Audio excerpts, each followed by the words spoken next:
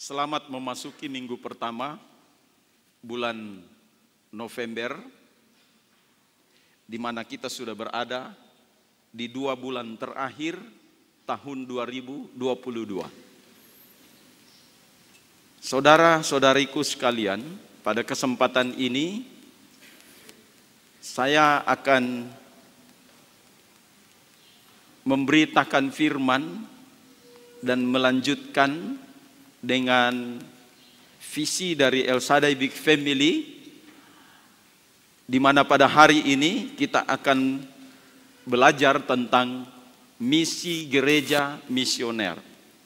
Dan misi gereja misioner itu adalah menjalankan amanat agung Tuhan Yesus Kristus. Itu sebabnya pada hari ini topik pembahasan kita adalah tuntaskan amanat agung.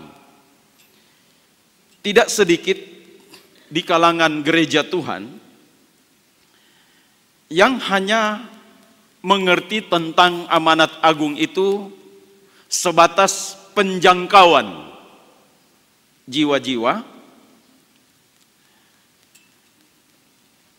Namun di sini kita akan belajar tuntas tentang amanat agung, karena harus sesuai dengan apa yang diberitakan. Maka pada kesempatan ini saya akan berbicara tentang 3 tuntas mengenai amanat agung. Yang pertama adalah tuntas amanatnya.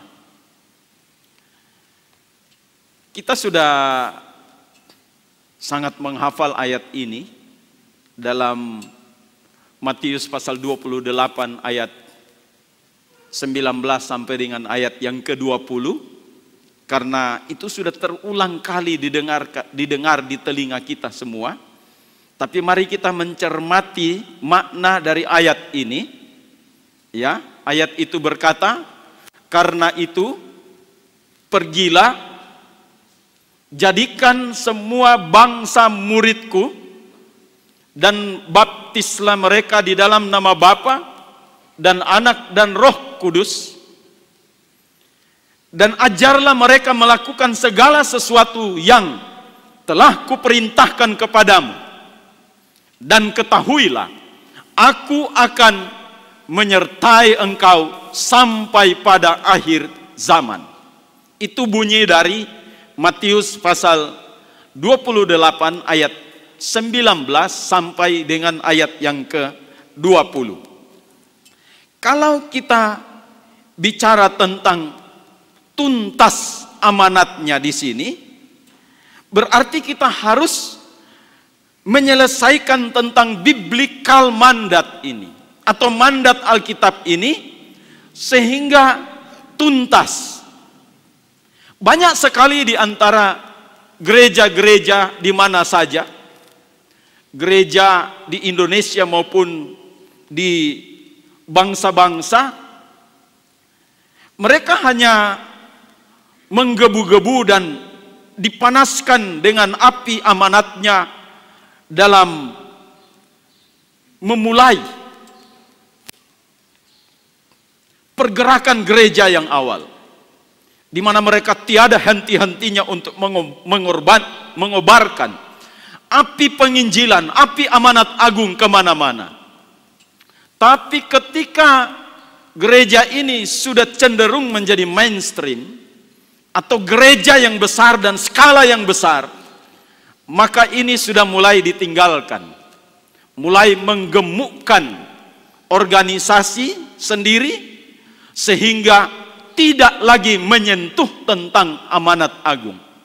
Ini berarti bahwa ada satu isyarat yang harus kita lihat dan kita jaga di sini, bahwa ketika gereja itu sudah mencapai pada titik zona nyaman, maka di sini adalah merupakan sebuah pergumulan yang sangat berat untuk melakukan misi amanat agung, penjangkauan kemana-mana. menjadi saksi karena sudah enak, sudah nyaman di satu tempat, sudah tinggal lagi mengembangkan apa yang ada di dalamnya, menggemukkan apa yang ada di dalamnya. Tetapi sesungguhnya visi dari amanat agung itu sudah tidak ada lagi.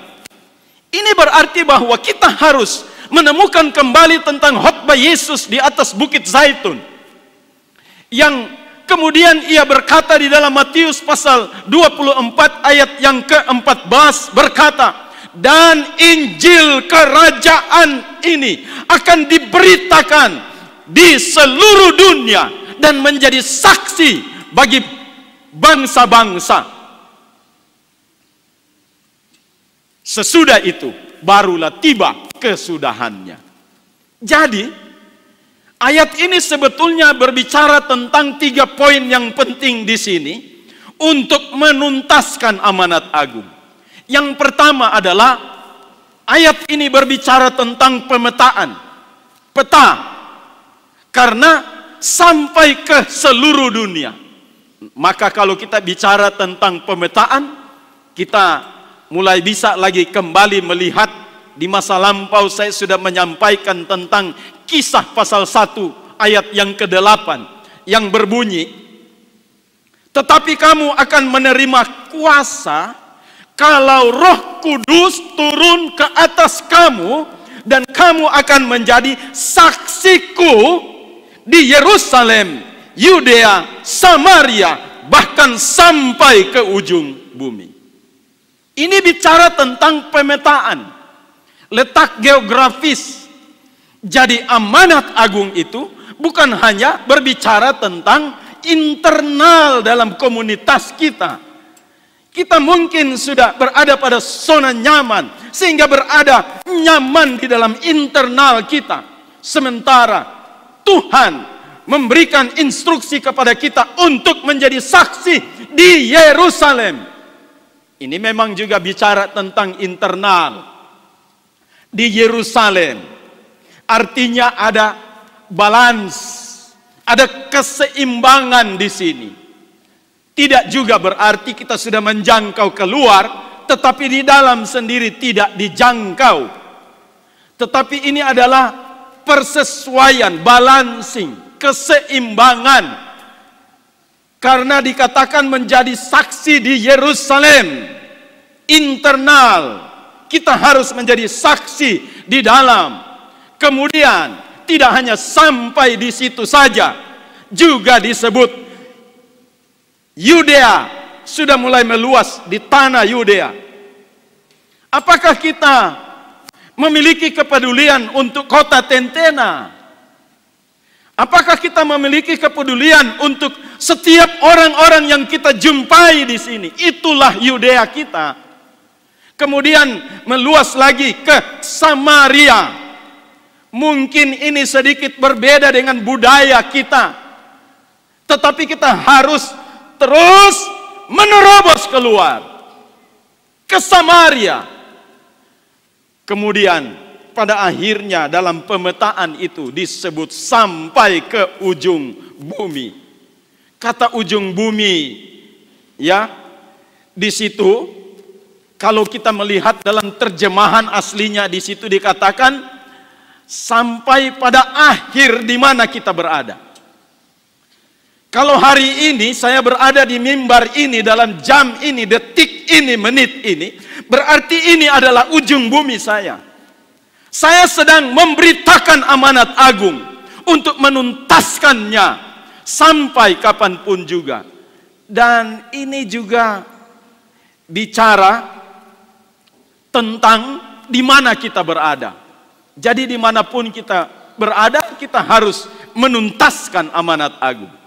Kemudian Matius 24 ayat 14 itu berkata juga, kalau tadi bicara tentang pemetaan, maka di situ dikatakan menjadi kesaksian bagi semua bangsa. Kalau kita cek dalam teks aslinya di situ kemudian disebut dengan etnis, kepada semua suku bangsa. Jadi tujuan kita untuk memberitakan firman bukan hanya 1, 2, 3 suku, tetapi kepada semua suku bangsa. Saya tergerak untuk mengungkapkan di sini tentang apa sebetulnya yang terjadi pada Kejadian pasal yang ke-11 mengenai peristiwa Menara Babel. Dan disinilah satu peristiwa di mana terjadi yang disebut dengan difusi kebudayaan, persebaran kebudayaan. Dengan ulah seorang pemimpin yang perkasa yang bernama Nimrod. Dalam catatan teks Kejadian pasal 11 itu dia disebut sebagai pemburu yang gagah perkasa.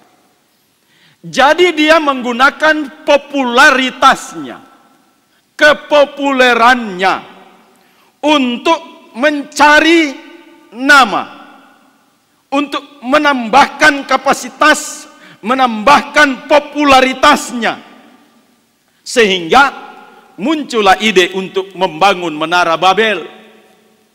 Dan dalam catatan itu sebelumnya dikatakan bahwa semua penduduk di dunia ini satu logatnya dan satu bahasanya.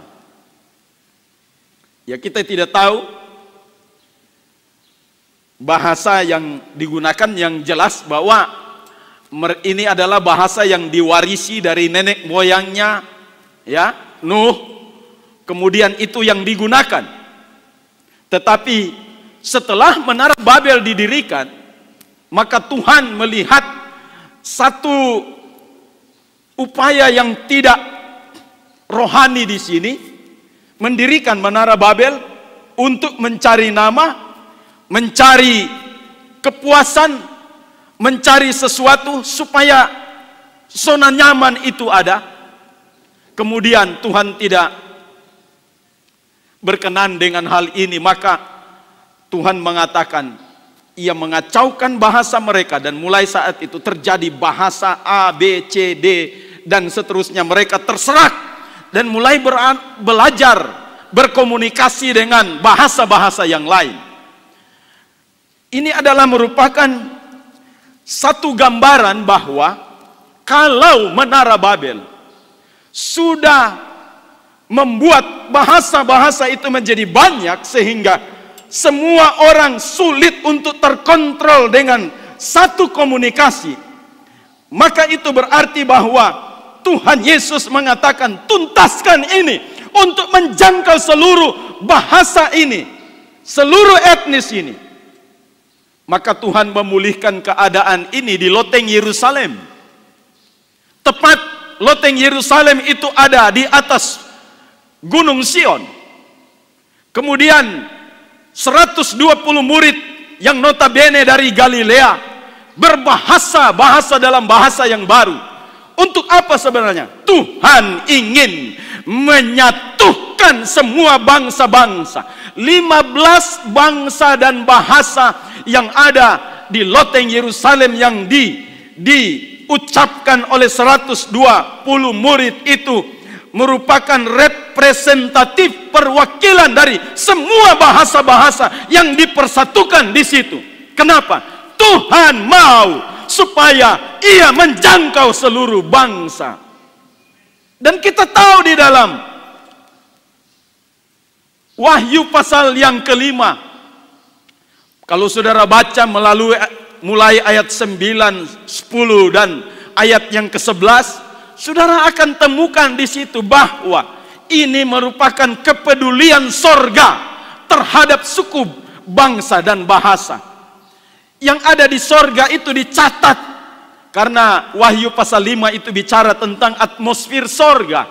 Dan itu dicatat bahwa Tuhan Yesus telah menebus setiap umatnya dari segala suku, bangsa, dan bahasa. Maka yang ada di sorga itu berbagai macam etnis. Saudara-saudariku sekalian, itu ditebus dengan darahnya yang mahal. Jadi kalau kita mau bicara tuntas amanat agung, berarti kita harus menjangkau semua suku, ras, dan bahasa dan bangsa.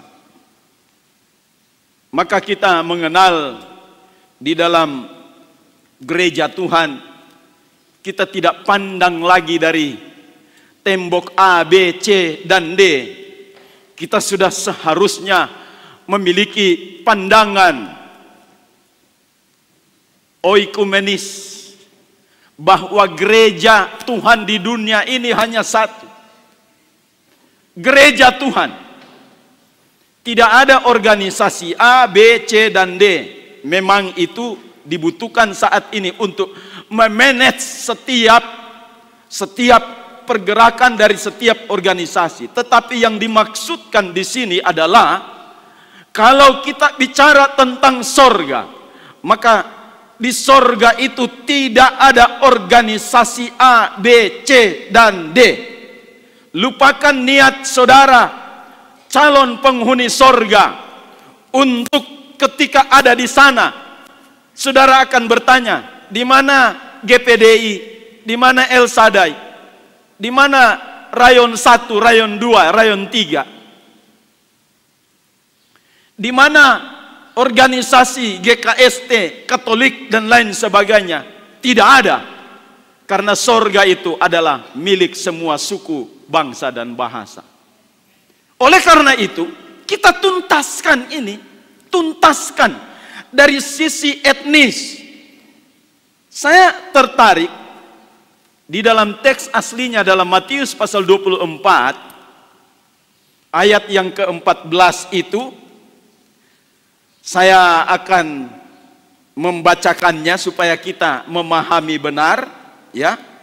Tes basileas en ole te oikumene. Jadi bangsa-bangsa itu ditulis dalam teks aslinya oikumene. Saudara-saudariku sekalian, ini juga berbicara tentang tak ada tembok apapun dalam prinsip-prinsip menuntaskan amanat agung. Haleluya. Maka bagian yang ketiga yang dicatat dalam Matius 24 ayat yang ke-14 itu adalah, ini juga bicara tentang waktu. Menuntaskan amanat agung ini bicara tentang waktu. Ya. Jadi bukan hanya setengah jalan, separuh waktu. Seperti saya sebut tadi, bahwa banyak di antara gereja-gereja yang pertama-tama menggebu-gebu untuk menjadi jemaat misioner, yang kemudian memberitakan amanat agungnya, kabar baik kemana-mana, luar biasa. Itu awal-awal. Tetapi ketika sudah ada pada zona nyaman, maka tidak ada itu lagi. Tetapi dalam Matius 24 ayat 14 itu dikatakan begini, ya, menjadi kesaksian bagi semua bangsa, sesudah itu barulah tiba kesudahannya. Artinya, amanat agung itu dikerjakan, dilaksanakan sampai pada kesudahan alam, sampai pada Kristus datang pada kali yang kedua. Kita tidak akan pernah berhenti tentang hal itu. Tuntaskan amanat agung. Kita bersyukur bahwa kita terus melakukan pergerakan ini dengan tidak memperhitungkan tenaga yang kita sudah gunakan untuk menjangkau suku Wana, dan kemudian beberapa areal untuk melakukan penanaman gereja di mana-mana, karena perintah ini sangat penting untuk dituntaskan. Itu adalah tuntas yang pertama. Kemudian saya juga bicara tentang tuntas yang kedua, yaitu tuntas kurikulum biblikalnya. Nah, ini mungkin bahasa yang agak asing bagi kita semua, apalagi yang sudah jauh meninggalkan sekolah kita dulu, sudah jauh meninggalkan universitas. Seolah-olah kata ini sudah tidak bersahabat lagi di telinga kita, tidak kita dengar tentang kurikulum. Tetapi saya akan memunculkan istilah ini karena dalam amanat agung itu disebutkan, jadikanlah semua bangsa muridku. Jadi kalau kita bicara tentang murid, kita juga harus bicara tentang kurikulum. Nah, sekarang kurikulum biblikalnya di sini di mana? Supaya kita tahu, ya. Sehingga saya berkata tadi, banyak juga di antara gereja-gereja yang tidak memahami tentang makna dari amanat agung itu sebenarnya. Mungkin banyak gereja hanya berkutat mengenai penjangkauan seperti tuntas yang pertama yang saya jelaskan tadi. Tetapi ini adalah penjelasan yang berkelanjutan karena ada kurikulumnya di dalamnya. Kurikulum itu saya bisa mengartikan secara sederhana pada kesempatan ini. Arti secara sederhana adalah maksud dan tujuan pembelajaran. Itu kurikulum, ya. Sehingga ada silabusnya, apa maksud dan tujuan setelah belajar ini, apa yang dicapai. Itu pencapaian akhir. Tuhan Yesus Kristus sebelum naik ke sorga juga dia memberikan pencapaian-pencapaian ini. Selain dari pemetaan tadi, Yerusalem, Yudea, Samaria, sampai ke ujung bumi. Itu pencapaian secara pemetaan dalam amanat agung. Tapi kita lihat di sini kurikulumnya apa. Kita harus cerdas memahami apa maksud yang dikatakan oleh teks itu. Jangan sampai kita salah memahami. Seperti saya berikan satu contoh dan ilustrasi ini. Ada seorang pemuda yang tanpa banyak tanya, dia pikir dia sudah tahu segala sesuatunya, berkunjung ke satu daerah yang belum pernah ia kenal budaya dan kebiasaannya. Saya mengungkapkan di sini dengan kebiasaan yang sederhana sekali. Dia pergi ke satu rumah warga di daerah baru yang dia kunjungi. Kemudian tuan rumah itu menyambutnya dengan gembira untuk datang karena ada tamu yang datang. Karena tamu ini spesial, maka kebiasaan di sana memberikan suguhan makanan. Makanannya adalah nangka dan kelapa parut. Disajikan bersama-sama nangka dan kelapa parut. Lantas pemuda ini tanpa tanya dia mulai menyantap, ya, ambil nangka, ambil kelapa parut, dia bungkus, dia makan.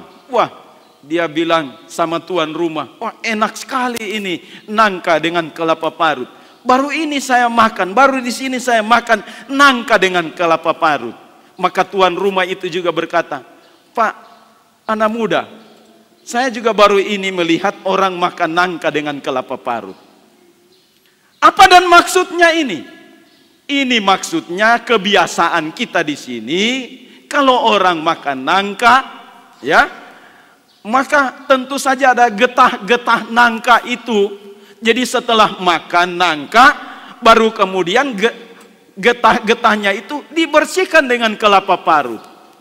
Kebetulan Pak, kelapa parut ini baru 3 orang yang makan nangka dan kelapa parut itu dibersihkan di tangannya. Dan itu sudah masuk ke dalam perutnya.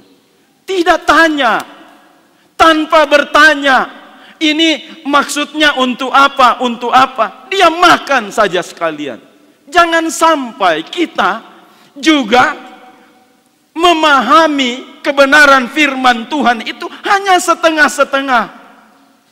Sehingga kita tidak tahu makna, maksud, tujuan pembelajaran dari apa yang Yesus mau inginkan terhadap gereja Tuhan untuk gereja itu lakukan. Saudara-saudariku sekalian, maka dari itu kita harus membaca dengan seksama dalam Matius pasal 28 ayat 19 sampai dengan ayat yang ke-20 itu. Maka kita temukan bahwa ada 3 kurikulum, Ada 3 poin kisi-kisinya di dalam Matius pasal 28 ayat 19 sampai dengan ayat yang ke-20. Yang pertama adalah, karena itu pergilah, jadikanlah semua bangsa muridku. Memang yang pertama ini bicara tentang penjangkauan. Menjangkau, pergilah. Jadi kita harus bergegas untuk pergi. Untuk pergi. Tapi banyak gereja Tuhan hanya sampai di pergi. Saya pernah mengalami kegagalan dalam dunia misi, saudara, untuk pergi. Ya, beberapa belas tahun yang lalu saya memimpin tim ekspedisi penjangkauan suku-suku terasing di Sulawesi Tengah. Karena gagal paham dengan ini, sudah pergi. Mulai bikin pemetaan, lihat di daerah ini ada suku terasing di sini, daerah ini. Maka ditemukanlah ada 32 titik yang harus dijangkau. Ya, kami menjangkau ke titik-titik ini, membawa sembako, membawa segala sesuatunya. Tapi pertanyaannya adalah, bertahun-tahun dilakukan hal itu, apakah mereka menjadi satu murid atau tidak? Ini adalah pertanyaan. Dan ternyata saudara-saudariku sekalian, tidak, ya dari sekian itu hanya sekian persen yang menjadi murid. Semuanya terbengkalai. Karena apa? Hanya menjangkau. Tapi ada fase selanjutnya.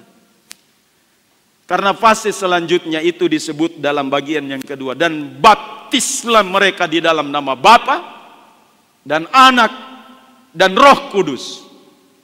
Apa artinya ini? Artinya bahwa penjangkauan atau pemuridan itu mulai kita harus lakukan dengan fase yang berikutnya, dengan pastoring. Ya, penggembalaan.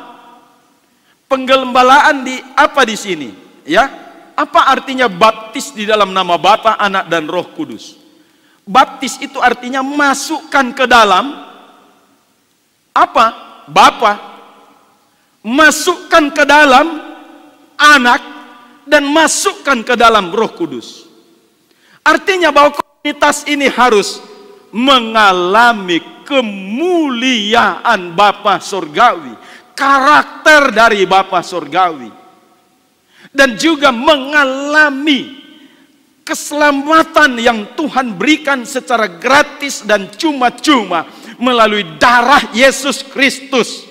Baptis di dalam Yesus, bahwa sesungguhnya kalau kita sudah terima Yesus Kristus sebagai Tuhan dan Juru Selamat, itu adalah keselamatan dan anugerah Tuhan yang luar biasa.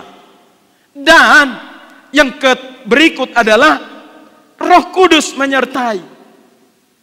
Berarti bahwa kita harus masuk pada fase berikutnya, artinya lahir baru, kemudian bertumbuh dan dewasa di dalam kemuliaannya. Ini yang banyak gereja tidak memahami, cuma menjangkau dan membiarkan mereka, tidak tuntas amanatnya secara kurikulum. Karena dalam kurikulum itu dikatakan setelah penjangkauan itu, maka mereka harus dibawa dalam komunitas, ya, dalam komunitas untuk diajar, untuk dilakukan, ya, pengajaran-pengajaran di situ, dibawa pada kemuliaan Bapa.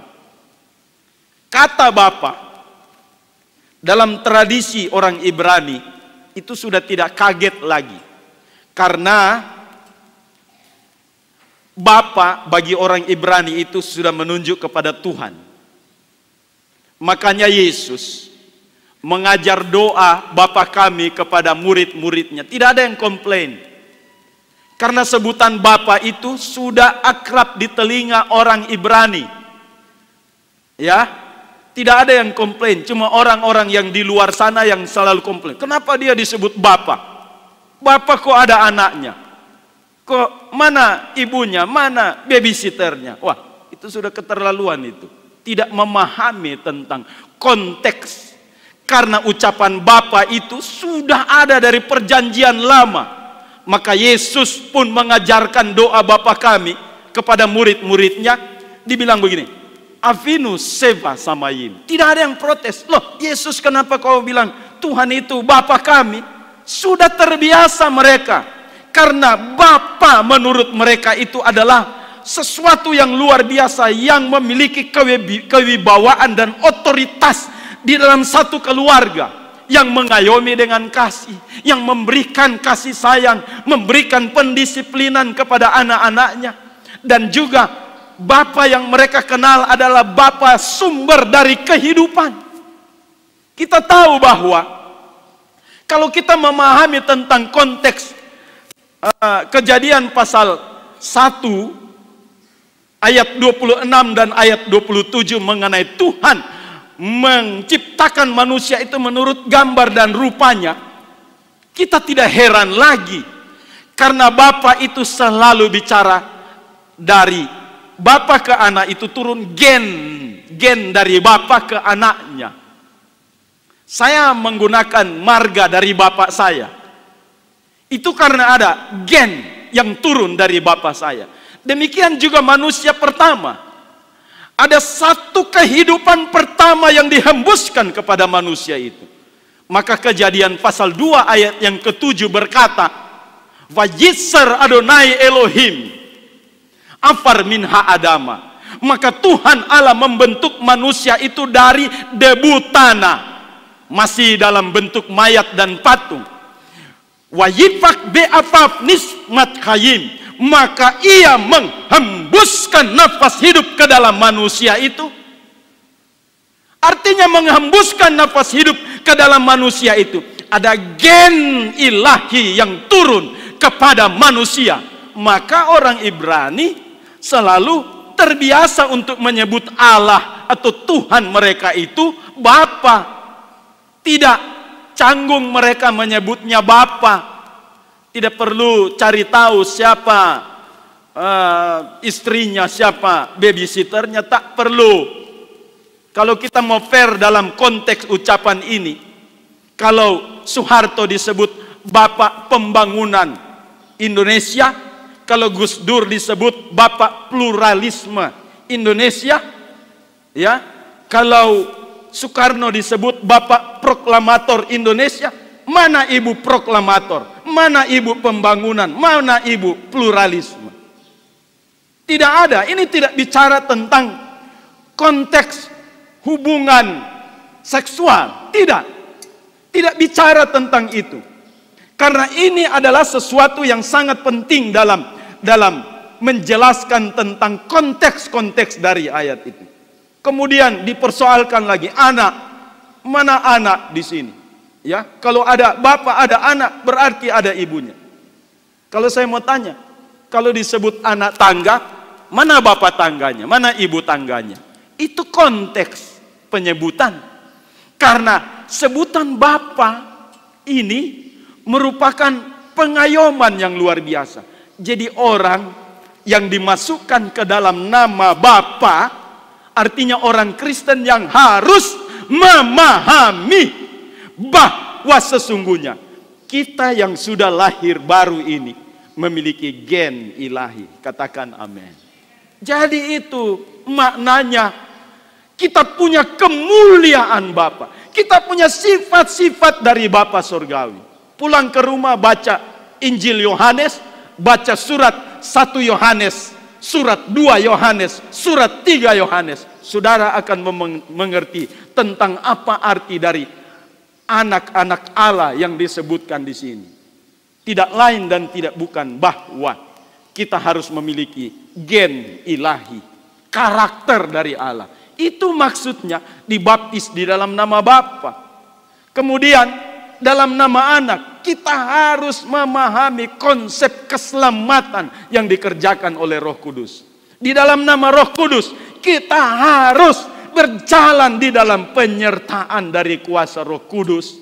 Yesus juga berkata dengan terus terang dalam Kisah 1 ayat 8 itu, tapi kamu akan menerima kuasa kalau Roh Kudus turun ke atasmu. Jadi ini peran dalam gereja Tuhan untuk menuntaskan amanat agung secara kurikulum biblikalnya, Alkitabnya. Kemudian tidak sampai di situ saja, karena ada kelanjutannya. Dan ajarlah mereka melakukan segala sesuatu yang telah kuperintahkan kepadamu. Jadi gini, Yesus itu memberikan perintah kepada murid-muridnya. Sebagaimana Yesus mengajar murid-muridnya, demikian juga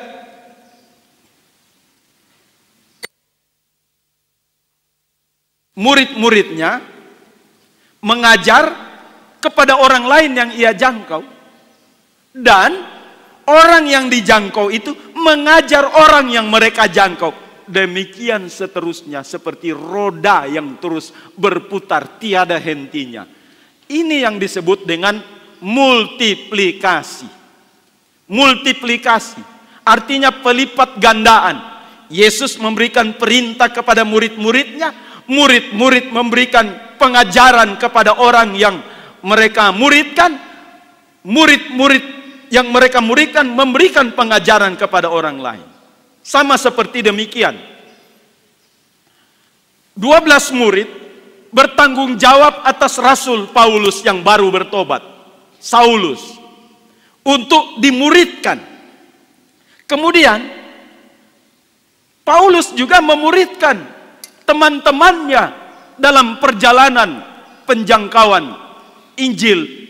Dia muridkan Silas, kemudian dia muridkan Dr. Lukas yang menulis kitab Kisah Rasul dan kitab Lukas. Dia juga memuridkan 12 murid di Efesus, di ruang kuliah Tiranus. 12 murid. Maka dalam pemuridannya 2 tahun, dalam tempo 2 tahun itu seluruh Asia mendengarkan Injil.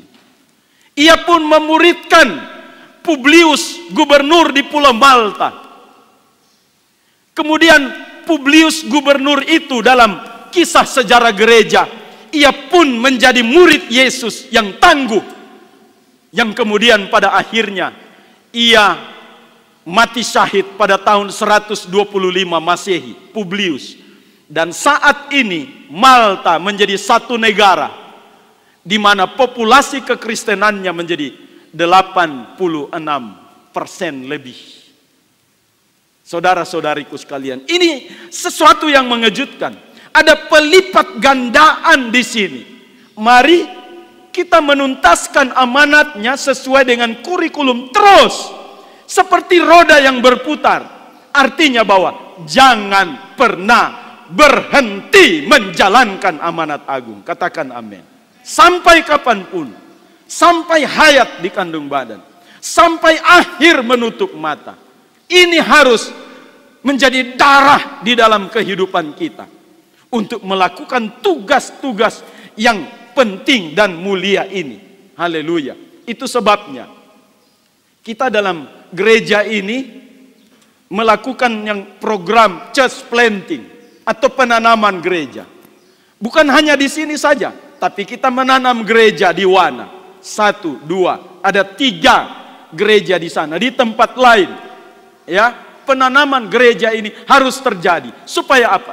Mereka juga harus melakukan hal yang sama seperti dilakukan oleh Yesus yang memerintahkan kepada kita semua yang mengajarkan kepada gereja-gereja di mana saja. Maka ini adalah tugas dan tanggung jawab kita semua. Haleluya. Tuntas yang ketiga, yang terakhir adalah tuntas penyertaannya. Kalau dalam kurikulum tadi, kitab suci, Matius 28, 19, 20, saya biasa meringkas seperti ini. Jam iman. Ya, ringkasannya itu, jam iman. Sebenarnya ini adalah singkatan. Jam, J, jangkau. A, adopsi. Adopsi. M, multiplikasi. Iman, Immanuel. Jadi gini, kalau kita melakukan penjangkauan, adopsi dan multiplikasi, maka otomatis Immanuel, Allah beserta dengan kita. Haleluya. Kenapa demikian? Ya, bagian terakhir dari Matius 28 ayat 19-20 itu begini bilang. Dan aku akan menyertai kamu sampai pada akhir zaman. Artinya apa di sini? Mohon maaf saudara-saudariku sekalian. Saya mau katakan di sini, tidak ada penyertaan Tuhan untuk setiap gereja, untuk setiap anak Tuhan, untuk setiap murid yang tidak melaksanakan amanat agung. Tidak ada jaminan. Karena Yesus pun menyatakan begini, pergilah, jadikan semua bangsa muridku, baptislah mereka di dalam nama Bapa, Anak, dan Roh Kudus, ajarlah mereka melakukan segala sesuatu yang kuperintahkan kepadamu. Habis itu baru dia bilang, dan ketahuilah, aku akan menyertai kamu sampai pada akhir zaman. Makanya saya mau katakan di sini, tidak ada penyertaan Tuhan bagi gereja yang tidak melakukan amanat agung. Itu nonsens, tidak mungkin. Ya. Karena dalam khotbah Yesus di dalam Matius pasal yang ke-24 mulai ayat 4 sampai dengan ayat yang ke-13, kita mulai melihat kengerian yang dinyatakan di situ. Kenapa? Apa ngerinya di situ? Yesus mulai membahas tentang peristiwa di akhir zaman. Yang pertama adalah penyesatan. Penyesatan. Yang kedua adalah perang. Yang ketiga adalah kelaparan. Yang keempat adalah gempa bumi. Yang kelima adalah penyiksaan. Yang keenam pembunuhan. Yang ketujuh pemurtadan. Yang kedelapan pengkhianatan. Yang kesembilan nabi palsu. Yang ke-10, nah ini saya bikin istilah baru, deagapenisasi. Karena di situ disebut kasih mulai menjadi dingin. Agape mulai menjadi dingin. Jadi kasih agape itu sudah ditiadakan. Ini kondisi yang terjadi pada hari-hari terakhir ini. Kalau kondisi ini ya merupakan pemicu di akhir zaman, apalagi kita mau menyeberang tahun 2023 dengan segala macam prediksi ya yang diberitakan, ada lebih dari 60 negara akan kolaps. Akan ada kegelapan yang terjadi, ekonomi anjlok ya. Kemudian apalagi terjadi satu dekadensi moral, keadaan sosial yang tidak stabil, tidak ada keadilan. Dan ini ditambah di 2 Timotius pasal 3 ayat 1 sampai dengan ayat yang ke-9. Semua menjadi kacau, kacau balau. Ya, orang-orang pemimpin lagi tidak bisa memberikan pemikirannya secara bijak, karena semua sudah terjadi dengan begitu cepat. Ya, iklim tidak menentu, pasokan oksigen sudah tidak mencukupi dengan populasi manusia di dunia ini. Hutan ditebang, tapi manusia terus melahirkan anak dan terus bertambah. Sehingga ada upaya bagaimana bumi ini, dunia ini harus diturunkan jumlah populasinya, depopulasi secara tidak wajar, dengan tidak manusiawi. Itu yang terjadi pada hari-hari terakhir ini.